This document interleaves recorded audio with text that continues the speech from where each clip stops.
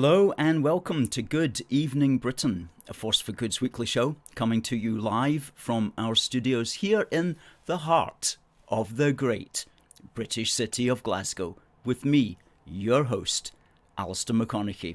We are broadcasting on all our digital platforms throughout the United Kingdom and across the world. We're bringing you quality pro-UK comment and analysis every Wednesday from 7 until 8 p.m. on YouTube, on Facebook, on Instagram, and on TikTok. This is the show where we are British, we love the United Kingdom, and we want to stay together, and where we know we are in a battle for the hearts and the minds and the souls of all the people in this country. Ladies and gentlemen, please send in your comments tonight. Please tell us where you're viewing from. Please send us your greetings. We've been away for 2 weeks because we have been writing our second book, a big book for the Union. More about that later in the show. Folks, we are teleprompter free as always also, and you've got me right through until 8 p.m. tonight. Please tell us what you're thinking about the state of Scottish and British politics at the moment. A very interesting time that we're having all round.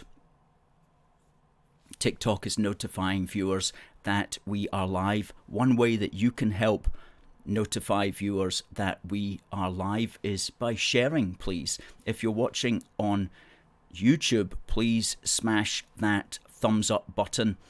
Give us a like on Facebook, give us a share on Facebook, and please retweet if you're watching on Twitter.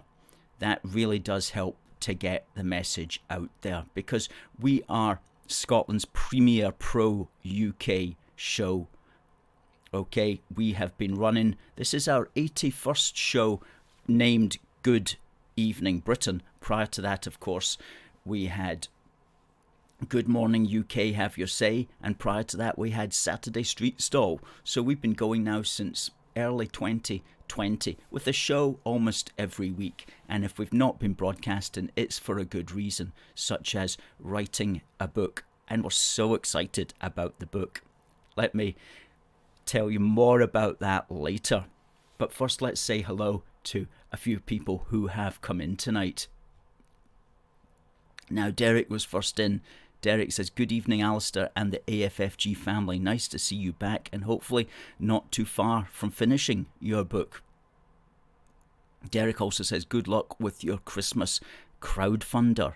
That's starting tonight as well at 7:30.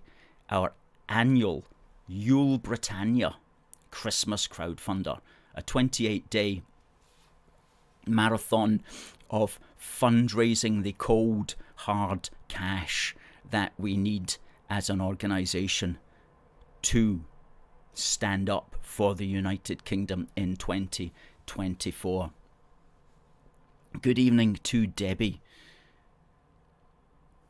Hope you are well. Hope you are well, Debbie. And to TC, who says, good evening, all fellow Unionists everywhere. And Adam says, I'm back live from the heart of rural England.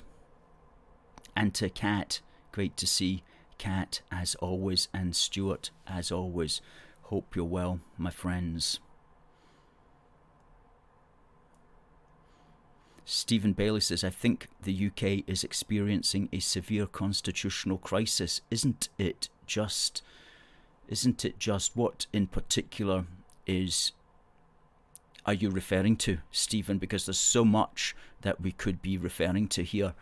There's so many crises that seem to hit us.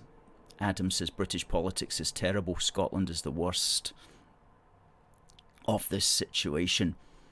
David says, missed AFFG gigs for the past couple of weeks. Well, hopefully you won't be disappointed when we show you the fruits of our labours, which we'll have in about 10 days' time. Hello to Derek from Armadale.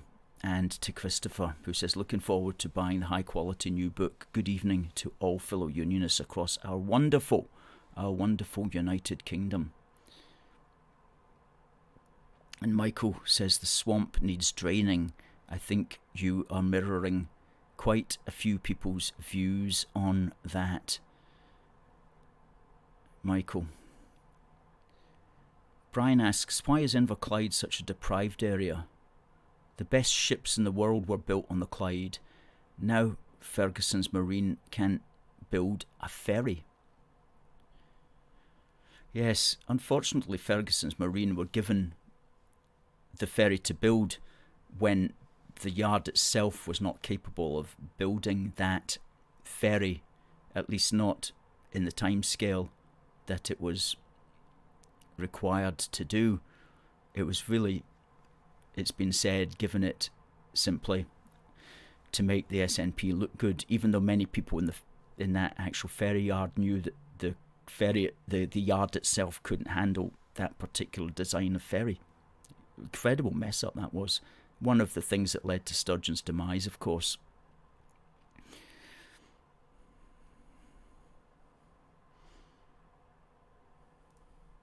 Well, Adam says, what would you do with the English Channel crossings? You're referring to the small boats. I'd ship them off to the Isle of Man. I'm sure the people in the Isle of Man would. Thank you for that, Adam. Or the Isle of Wight or the Scilly Isles for processing. The sensible ones will be sent to the mainland, while the dangerous ones get sent to Cyprus. Well, that's an idea. Send that one in, but I don't know. What I would do in that particular instance would have an offshore processing centre that, like on a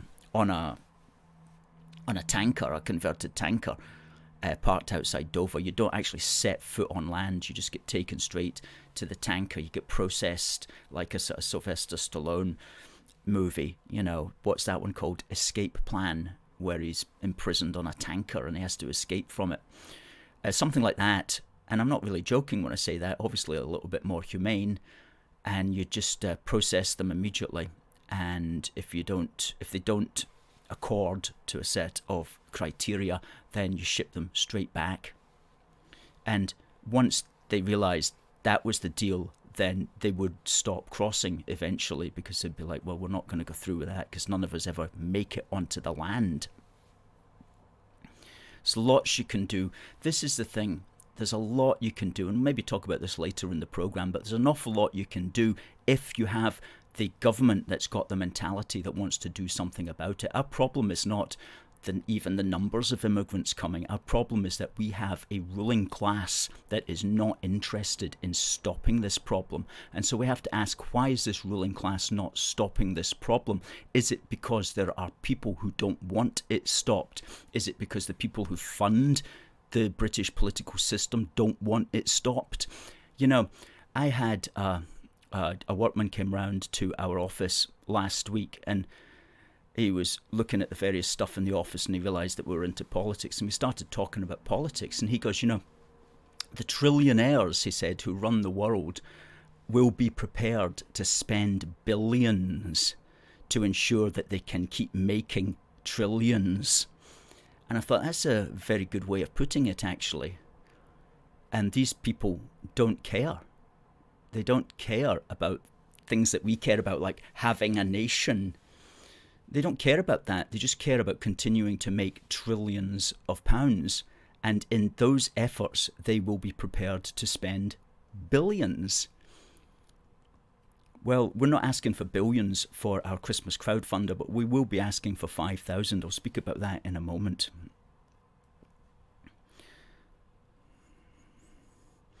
Yes, as Stuart says, the folks of Vintner will be chuffed with that. Michael's putting the boot in here. He says, we have here in England an unelected Prime Minister running a party of liars, and the Mayor of London persecuting Londoners with his Yule's tax. That's for sure. Ventnor is that Isle of Man? I think it is. Christopher says we should go down the Australian model regarding illegals. Not quite sure what their model is, but fill us in on that, please, Christopher, and I'll read it out. Stephen says, nearly all the problems that the UK is experiencing as regards the Constitution have stemmed from the establishment of Holyrood. Administrative devolution should replace it. Well, yeah, that's the constitutional problems that we're facing at the moment, and it's just about highlighting those things. Yes, Stuart says Isle of Wight is Ventnor. Yes, that's right. Yes, absolutely. Well, let's talk about the Christmas crowdfunder, because that's the first thing we'll talk about, because that's starting at 7:30, and let's put up the address for the Christmas crowdfunder. Now, you won't be able to get this page working just now until 7:30.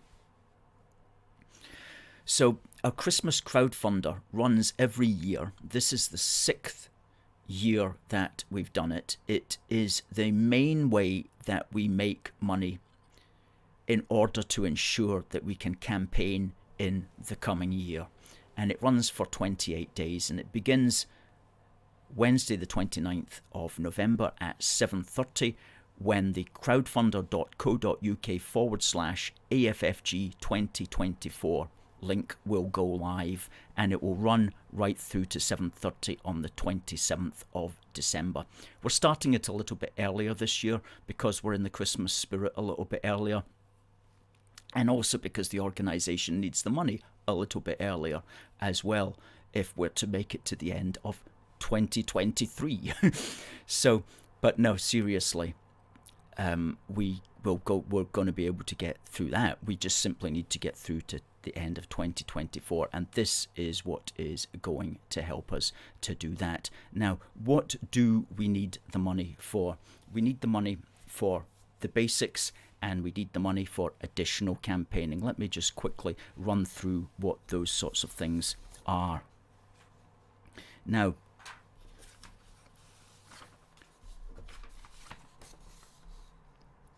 the daily online publication and broadcasting that just simply keeps us going every single day, daily on Facebook, on Instagram, on Twitter, on YouTube, and on TikTok. This year we've been publishing every day on these platforms in some way, and that's really quite an achievement, but we've got to keep that going. We've got to keep the team that does that retained so that we can keep that going, so that we can keep ensuring that we have a broad presence on all the social media platforms. We need to continue to do at least a weekly broadcast. Next year we're going to be looking at maybe mixing it up a little bit, see how things go, but definitely a weekly video broadcast of some description. We have to keep doing that. And in particular, our TikTok, which is where we get our most of our video views, we need to build upon that. And ideally, if we were to make more than our minimum 5k that we need, then we would look at developing on Rumble, which is an up-and-coming video channel as well. We'd really like to have a presence on that. Our outdoor activism. This year we've done 12 street stalls. We're going to have to do 12 street stalls again next year, which we're looking forward to. Any Scottish nationalist marches are going to have to be visited. They're going to have to be videoed. They're going to have to be counted and put up on our website in order that we know their true numbers and in order that we can provide physical evidence of their true strength. We need to maintain what we like to call an event response capacity. And this is actually something that we definitely really do need, but we need additional funds for it. And hopefully that will come from the crowdfunder. And this is basically our ability to respond to events as they come up and as we see them coming up on the horizon, which may mean, for example, getting posters designed, getting banners designed, getting travel costs covered, things like that, an event response capacity. And We also need to continue to do our hard copy publishing. We have done 2 good Union Heart magazines this year. Next year we've got 2 lined up, possibly 3. The first one will be coming out in the early spring, which will be Busting Indie Myths Volume 2. And then during the course of the summer, we want to do a special edition on the 110th anniversary of the beginning of World War I, with a particular focus on Scotland and Ulster for that one. And then towards the end of that year, we're going to be doing Volume 2 of a big book for the Union. So we're going to need the costs for that and the graphic design costs for that as well. And so all of these things require a minimum, just to do the basics, require a minimum of 5k, which is what we're going to be looking for, and ideally 9k as a stretch target. So we'll see how that goes. But if you can help at all now, and you only like to give maybe say once a year, then now's the time to do it, because we've also got lots of different rewards up there as well.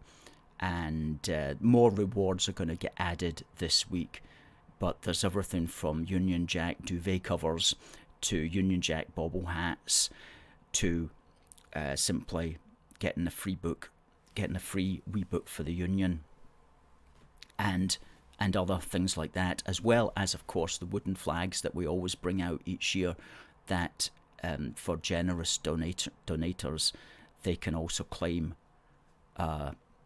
a wooden flag. Let's actually have a look at the ones that we've got so far on that particular matter. We've got the Union Jacks, we've got saltires. There's the Union Jack one, which is a really nice one. That's 32 inches wide. Okay. We've got the saltire. Okay. That's a really good one. That's half Ulster, half Union Jack. Really attractive one, that one. Okay. And that's half saltire, half Union Jack, with a lion rampant shield in the middle. Very attractive. And that's one for a USA citizen that lives in the United Kingdom. The Stars and Stripes and the Union Jack together. Fantastic. Okay. Good. So all of these are on our site. It will be going live, crowdfunder.co.uk/AFFG 2024. That will be going live at 7:30, which is to say in 12 minutes time. That will be live, and you don't need to claim a reward, of course. You can simply just make a donation of your choice using the buttons on the right hand side of the page. So good stuff. And anything that people want us to do next year as well, please also just tell us, and we'll see if we can use some of the crowdfunder money that comes in for that as well.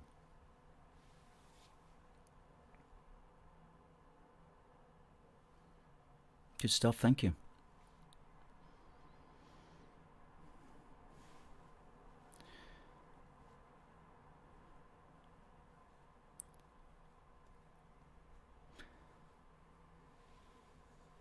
Now, Christopher responds to the question I asked. He said what we need is an Australian model for dealing with the cross-channel immigrants, and apparently Christopher here says that the Australian model is offshoring processing to Papua New Guinea, which is interesting because Papua New Guinea is actually a British Commonwealth realm where the king is head of state there.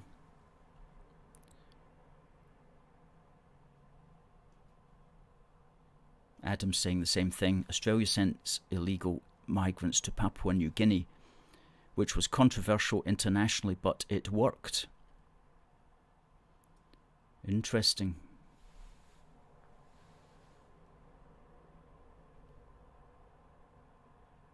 Stuart asked, do you put your mags and books in libraries? We are required by law to send copies to the a place in Edinburgh that distributes it to the 5 reference libraries in the British Isles. So we send 5 copies and each reference library gets a copy. Similarly with books as well, we are required to do that. But as for taking it along to a local library, no, we've never done that. What we suggest is if people like a book, then they can maybe suggest to their local library to get it in. Because local libraries, at least they used to back in the days, if you wanted a book, you could go to your local library and say, can you get us a copy of One Big Country, a big book for the Union, Volume 1 by Alistair McConnachie, published by A Force for Good. And they would look up the ISBN number and they'd say, absolutely, it'll be here in a week. So maybe that's given us an idea, Stuart. What we'll maybe do is encourage people to try that once the book comes out. And the book will be out, I'm reckoning, for my birthday as it happens, which will be Thursday the 14th of December. It should be available by then, if not by Monday the 11th of December. That's what we're aiming for, because when this show is finished tonight, my graphic designer is going to be sending me the text that's been laid out so that I can just proofread it for the umpteenth time, just to check that everything's okay. And then this weekend we'll be designing the front and back cover of it, and it's going to be really, really colourful. Really, really colourful. Cover that is, it'll be black and white inside. Okay, let me just check something here.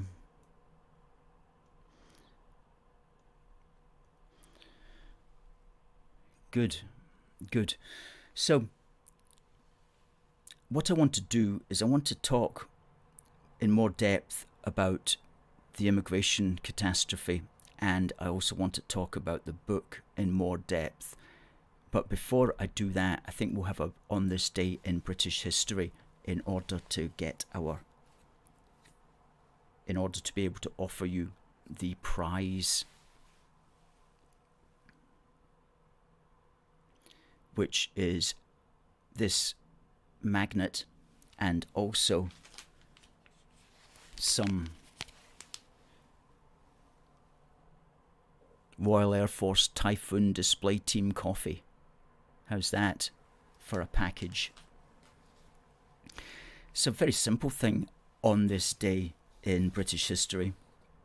I'll ask you a question later in the show.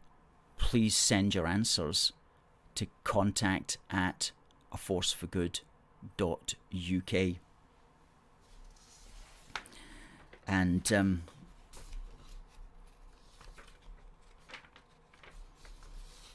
I'm going to ask myself, where is my information? Don't tell me it's on that piece of paper lying down there on the floor. Hang on.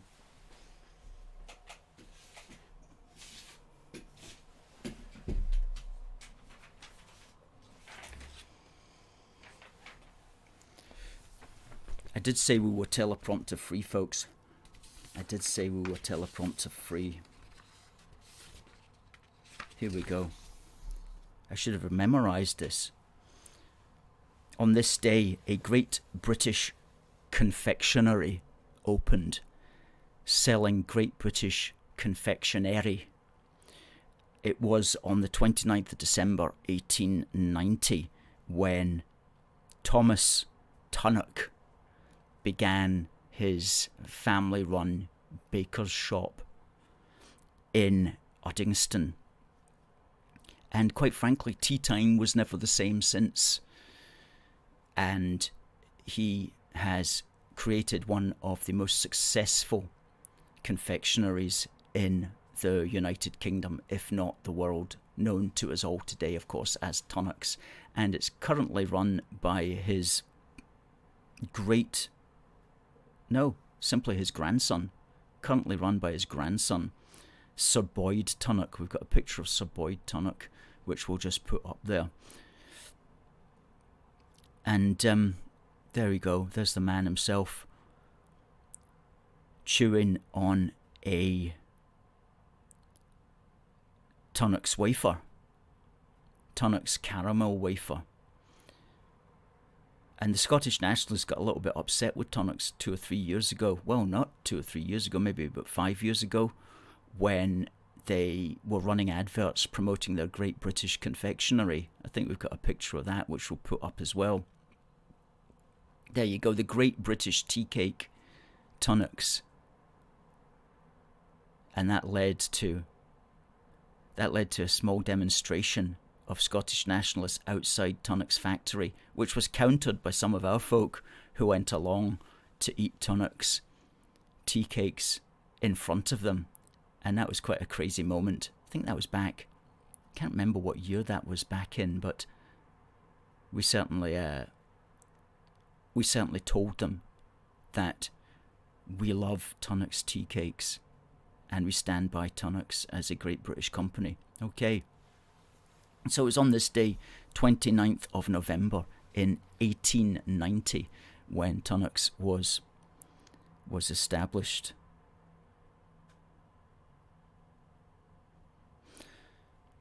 I'm just going to check if Boyd Tunnock is the grandson. He can't be. He must be the great grandson. Let me see. Sir Boyd Tunnock.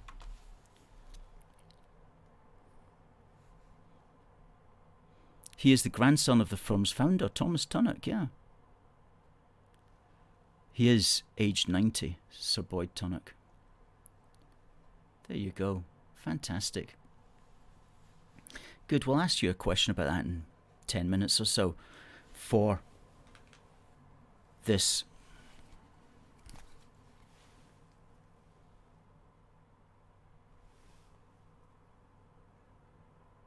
fridge magnet, along with some Typhoon tea, some Royal Air Force Typhoon Display Team coffee. We do have the most original gifts on this show, folks.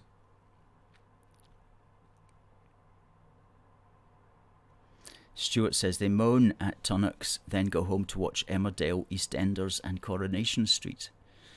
That's true. British televisual culture is really quite integrated and inclusive, isn't it? In that sense.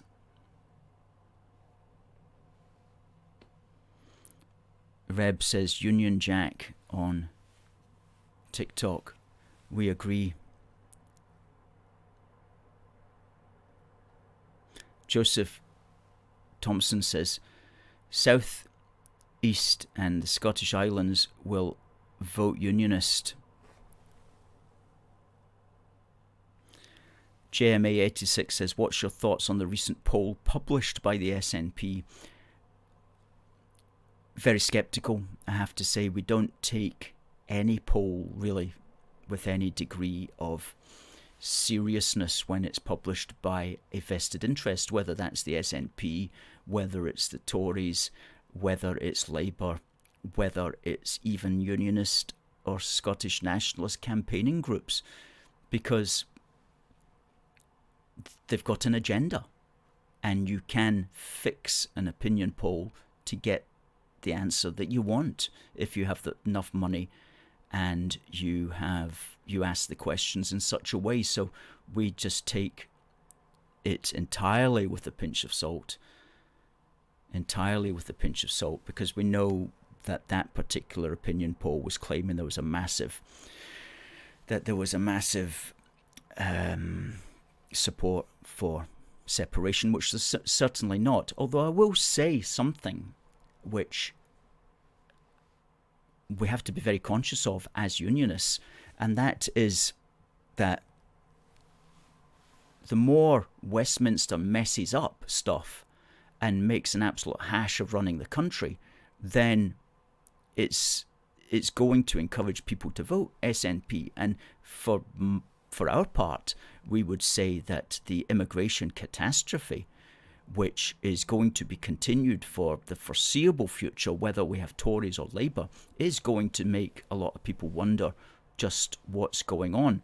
Our job as Unionists is to keep focused on the big British picture, to ensure that we keep promoting the truth of the United Kingdom, but at the same time our politicians in Westminster seem to be doing everything they can to mess up the UK, and that is of course a big concern for Unionists who are trying to win the battle for public opinion. For example, the latest figures showed that there was over 600,000 net immigrants into the United Kingdom. But if you look at the gross figure, that is the amount of people who came in overall, before you subtract the people who left, it was over 1 million. Now, that is simply completely and utterly unsustainable. I mean, that in itself could collapse the country. That those levels of immigration could collapse the country within the next 5 years. If that's repeated every year for 5 years, there's no way any part of the United Kingdom is going to be able to cope with that. Everything is going to collapse. And so you have to look at our politicians and think, what on earth are they doing and whose agenda are they following? And that's a real big thing. And as I say, it's not... The immigration situation can be solved when we solve the political problem, which is the ideology and the funding that is driving our politicians of all sides to promote this national suicide, whether they're Tory, Labour, or, well, especially SNP and Greens, because they're just idiots. They're just idiots. Like, let's all just have more immigration in Scotland. You know, they're just like, no, shut up. You're not even part of the equation because you're just an idiot. You know what I mean? We're dealing with the people who are running the country, which is Tories and Labour, and we're trying to ask, why are they not taking charge of this? Why are they allowing this in? What's the ideology behind it? And who are the people who are promoting it? And what are we going to have to do to stop them coming in? Meanwhile, the SNP and Greens will just be sitting there talking rubbish as always, just because they don't know any better, the SNP and Green politicians. They do want to collapse the country. But we're looking to people like the Tories and Labour who can perhaps still have some kind of degree of control over things and some kind of degree of sensibility. But we're not even seeing that. We're not even seeing them able to exercise what they need to do. And what do they need to do? We spoke about it last time on the show a couple of weeks ago, and I put all of that into words in an article which I put up here. And let's just quickly run through that because it can't be said enough. The first thing that needs to be done is that we have to clear the legal path so that we can do what's physically necessary. And the legal path means that the first thing we have to do is to leave the European Convention on Human Rights. And then the second thing that we need to do is we need to rewrite certain elements of the UK's Human Rights Act, because the UK Human Rights Act is a direct mirror, a direct copy of the ECHR, and it's basically written the ECHR words into British law. But we do need to rewrite certain elements of that. But we can't rewrite certain elements of that until we've actually left the ECHR, because the ECHR won't allow us to rewrite certain elements of that. So once we've rewritten certain elements of that where necessary, and indeed perhaps even built upon elements of it, such as strengthening the free speech and freedom of assembly rights, once we've done that, then we will be then free to create a new law specifically, which is a qualification for UK Asylum Act, which will, where necessary, disapply certain elements of the Human Rights Act in certain specific cases where that is necessary to do, so that you'll be free to deport people. You'll be free to set up a tanker outside Dover where you process everybody without allowing them onto the land. You'll be free to send them back. And in all of this, it shouldn't really be necessary to even leave the UN Refugee Convention. All we need to do is adjust elements of it in our own domestic law, where the UN Convention doesn't have any legal force in the United Kingdom, but we are a member of it internationally, but it doesn't have any legal force. But we can stay a member of it, but just ensure that where necessary we add elements to it in order to reflect our particular circumstances. For example, we could say that you're not entitled to claim asylum if we deem you to be an economic migrant. But that will have to be written into law, because at the moment we are required just to accept everybody who claims asylum under the UN Convention. But we can add to it and say, well, we're actually going to add our own requirements. Now, that might cause a fight with the UN, but so be it. We have to press on, because times they are a-changing. And the UN Convention was written back in 1951, and it was intended to deal with the fallout from World War II.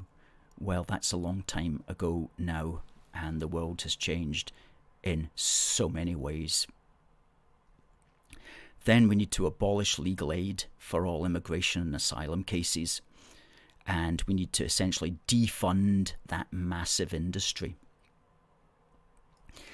And then we need to abolish the right of appeal in asylum cases.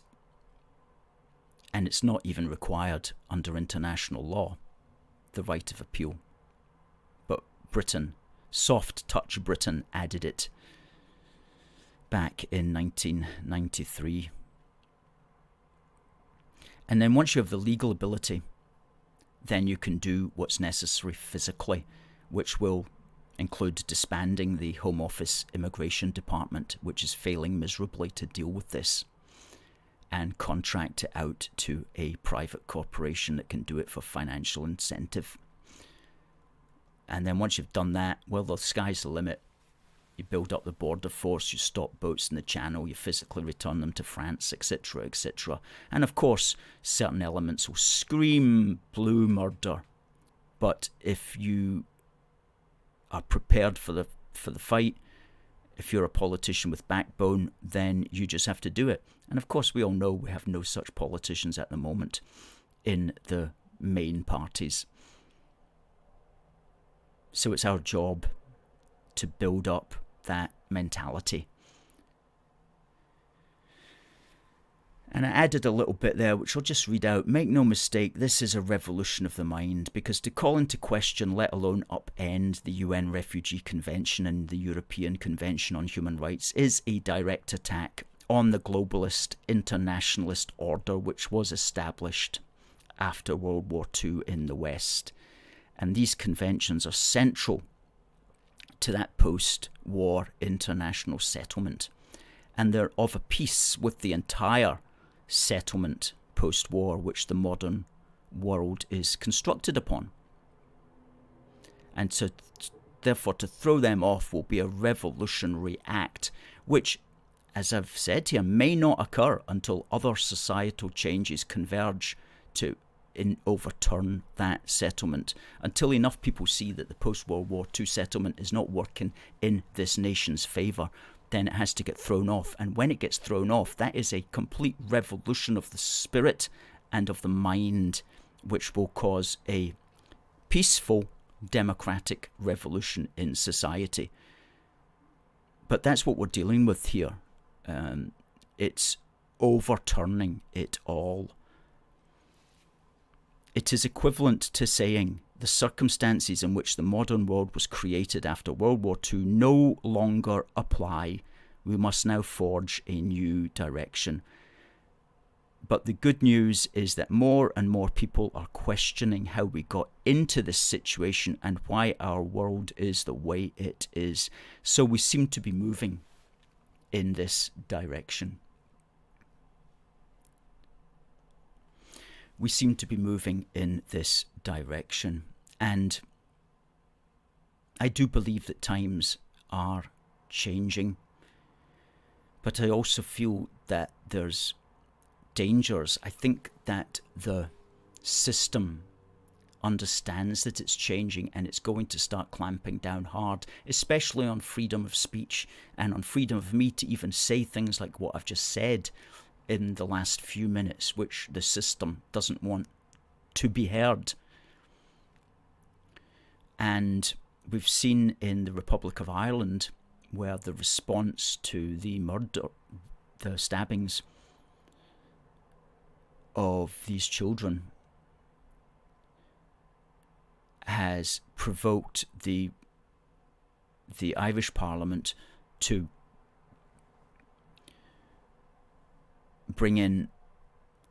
rush through so-called hate speech laws, which are intended to stop people coming up with the solutions to the situation, and intended to marginalise people who try to come up with solutions, intended essentially just to maintain this globalist internationalist order. And we're heading that way in the United Kingdom as well, under the Tories, and it will especially be the case under Labour. We're heading that way. So, hence one of the reasons why we want to get onto Rumble as well, which is one of the few remaining freedom of speech channels. And that's one of the things that we're raising money for in our crowdfunder, so that we can start publishing on Rumble, because we don't know how long voices like ourselves will even be allowed on YouTube. Having said that, Elon Musk has been good with Twitter, but don't think that the powers that be haven't seen the danger of what Elon Musk is doing with Twitter, and don't think that they won't bring in all sorts of crazy laws to stop him being able to publish. This is why freedom of speech is so important. Freedom of speech, freedom of assembly, freedom of protest. It's all we've got at the end of the day against the powers and principalities of this world.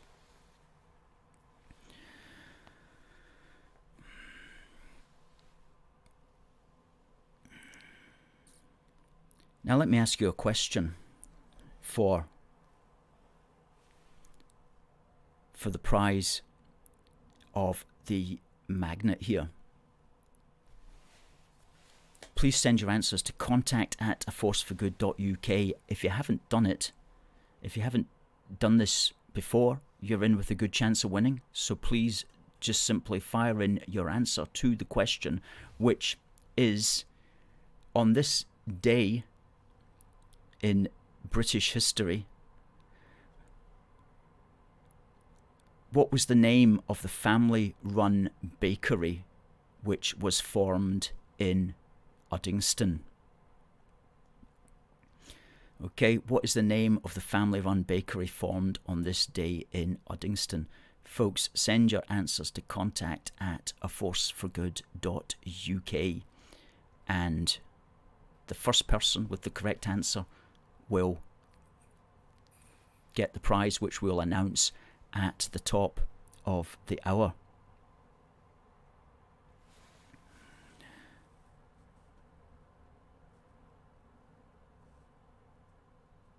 Johnny says you would make a great 80s game show presenter. Thank you. They were the best.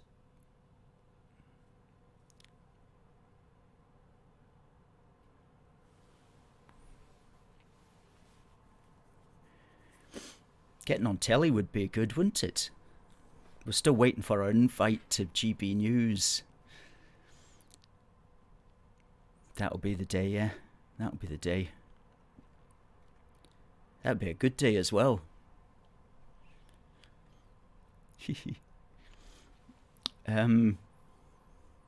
Derek says, great show again from the team. Keep up the good work.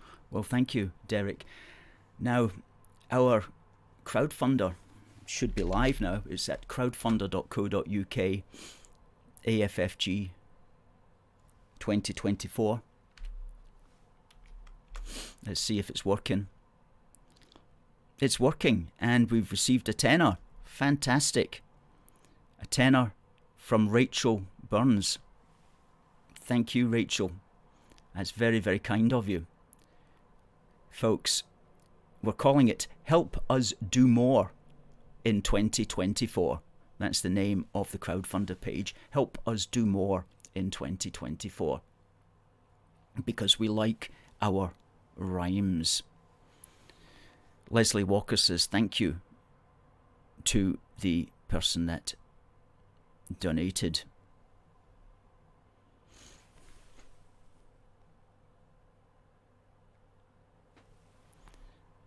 Good. Now, let me tell you about One Big Country, a big book for the Union, Volume 1. So excited about this. So excited about this. You know, we decided to write a book, and then we thought, you know what, there's so much to say. This is going to be like a massive tome that nobody will ever read because it's going to be like, you know, about this thick. And so a colleague of mine actually was our co-director who came up with the idea of doing a series of books. And a series of books is really good because, say, if you do 5 volumes, somebody buys volume 5 and then they find out, oh crikey, there's volumes 1 and 4. What do? They go ahead and they buy that. So as the years go by, you sell more and more books because people want the full collection. You see what I mean? So we're starting with volume 1. It's called One Big Country, which I think is an absolutely great name for it, which in itself is a campaigning phrase as well, which we came up with. And it's 26,500 words. So it's going to be about 120 pages. So it will be bigger than a booklet, but it will be what's called a slim volume. And it is going to have, on the cover of it, it will be our classic Kelpies with the Union Jacks. And the content is intended to be appropriate for a general election year. Now, it's divided into an introduction plus 19 chapters, which themselves are divided into 6 parts. And part 1 is entitled We Love Our One Big Country. And that's 4 chapters on just what a great thing the United Kingdom is, which of course we can wax lyrical on for a very long time. But we've got 4 of our best pieces of writing in there on that particular matter. So that's setting the stage. That's the base from which we grow everything else. Then part 2 is something we're very keen to emphasize, which is about devolution and what it actually is. Understanding Devolution is the name of that part, and that's an education in itself, not just to readers, but especially to hopefully politicians who will also acquire copies of this book. Then part 3, we look at the concept of the mandate, and because this is going to be important for a general election year, because the SNP is going to be talking about how it's got a mandate for a second referendum, and it may very well continue to achieve the majority of MPs in Scotland, and if it does that, it's going to claim that it's got a mandate. And you know what, there'll be plenty of people in the Labour Party and Lib Dems who are prepared to go along with that, so let's not forget that. So we have to be clear about what does properly constitute a mandate and what would the SNP need to do to get a proper mandate. So we break that all down in 4 chapters, so that in itself is very educational for the politicians and for everybody else. And then part 4 is rules for pro-UK politicians, and that's divided into 3 chapters, which is about how best to communicate the matter. And one of the chapters there is called Don't Talk Separatism into Existence. Don't speak separatism into existence. In other words, how to talk about the union in such a way that you don't use a separatist frame, you don't use a federalist frame, instead you use a pro-UK unity frame. So that's 3 chapters on the unity frame rather than the separatist frame, which so many politicians unthinkingly adopt. Then part 5 looks at the Labour Party's plans, because as we've said before on this programme, the Labour Party's plans, if they get elected for the British Constitution, are incredible. I mean, what they're going to do is not going to help the Union in any way. And not many people know this, but it's Gordon Brown's ideas. So we're explaining briefly what they are and what's wrong about them. And we're doing it from a concerned perspective that if you're a Labour supporter or if you're a Labour MP, you're going to read it and you're going to think, yeah, this guy's right. This is a bad idea for our party because it's only going to help the SNP. So we've done it in order to appeal to that demographic so that they know not to go down that route. We wrote a big dissertation on this a few months ago. This element of the book is a shortened version of that, and we've tightened it up in a much better way. And then the final part 6, is about A Force for Good, and that's 3 chapters about what we do, what we're up to, what we want to do, and how we see the future. So that's going to be ready for purchase, as I say, hopefully Monday the 11th of December, at the latest Thursday the 14th, but it's in the finishing stages. It's just requiring the time for our graphic designer to get round here to the office so that we can touch it up. So we'll keep you posted on all of that, and we encourage people when it's out there. It's going to be $9.99 probably. Won't be much more expensive than that, but we encourage people not just to buy a copy for yourself, but to buy a copy and send it to your local politician when they, either before or after the general election. So that's going to be good, and we're lucky to have the platforms that we can put this out on. So we'll be heavily pushing it, and ideally, and this depends upon what money we make at the Yule Britannia Christmas Crowdfunder, but ideally we'd like to launch it publicly, hire a hall and have a public launch of it, and invite just whoever wants to turn up. That could be fun. But that would require a wee bit of money, and that's if we've got any additional money after the crowdfunder finishes. Cool, I think that's everything I want to say about that.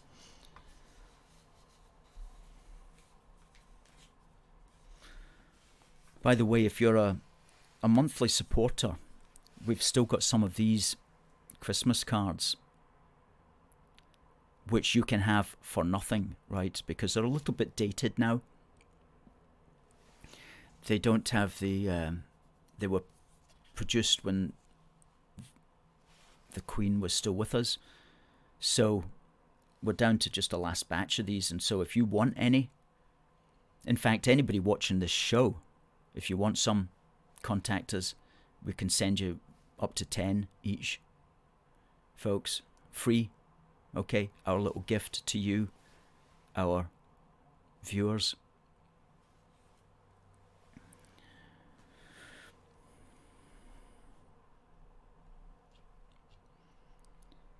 Cool, so what do people think about the book idea?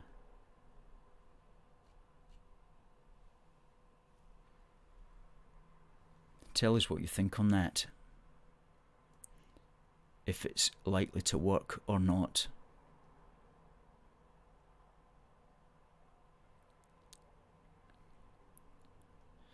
Good. Now, just checking. Derek likes the idea. Keep calm and carry on. Well, we'll be seeing Derek this weekend because we're going to have a street stall. We've got 2 street stalls planned for December. If you'd like to join Derek and I on the street, then contact us at contact@aforceforgood.uk, and we'll keep you posted about where we're going to be and how long we're going to be there for. And it's good fun. So we'll be out twice in December, and then we'll be taking a break from street stalls for a month or so. Or probably not even a month, probably about a month. Good. Christopher says, the book idea is excellent. History book series are a prime example. Yeah, we've been inspired by that idea. Stuart says, it will work with us Unionists. We have intelligence. It's persuading the others to read it that is going to be harder.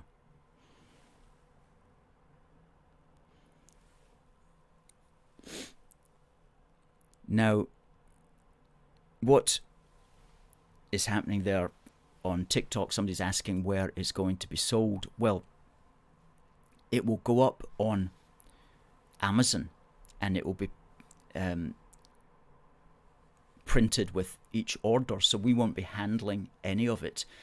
And one of the good things about Amazon in the sense is that they handle all the distribution.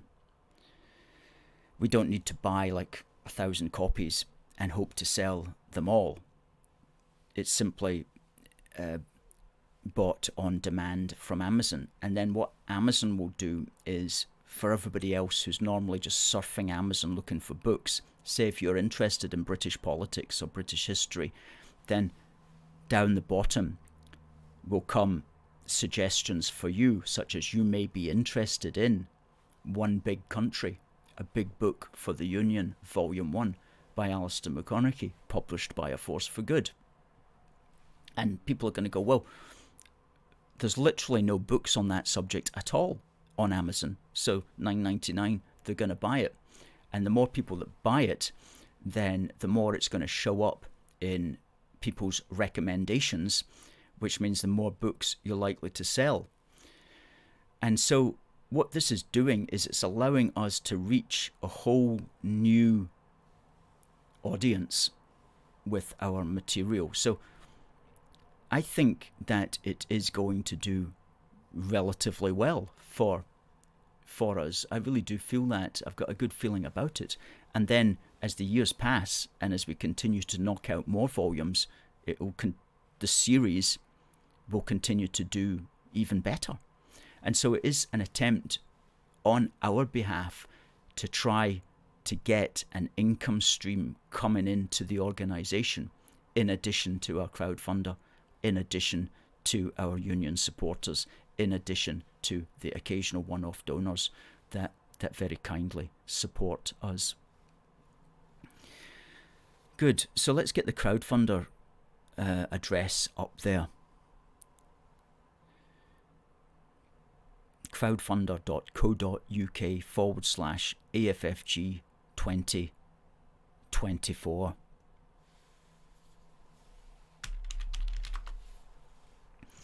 That's the place to go, folks, and that will be live now for 28 days until a couple of days after Christmas. Derek says, great idea having it on Amazon, and definitely be a copy or two. Thank you, Derek. You're a great supporter of the show. Stuart thinks it's an excellent idea. Thanks, Stuart. Now, looks like we have a winner. Now, we asked the question on this day in British history in 1890. That's exactly the question. What is the name of the family-run bakery formed on this day in Uddingston? And the answer was, of course, Tunnock's. And the winner was Debbie. Fantastic, Debbie. There you go. That's coming your way, along with another prize, the Royal Air Force Typhoon Display Team coffee bag. We'll get that in the post to you tomorrow. Congratulations, Debbie. And remember, folks, Christmas is coming up, and there's nothing better for a Unionist friend than a wee book for the Union.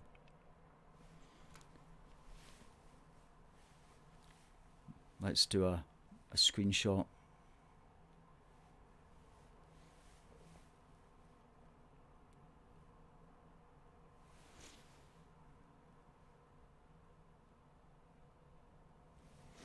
Fantastic. Debbie says yay. Stuart says congrats. Good stuff, folks.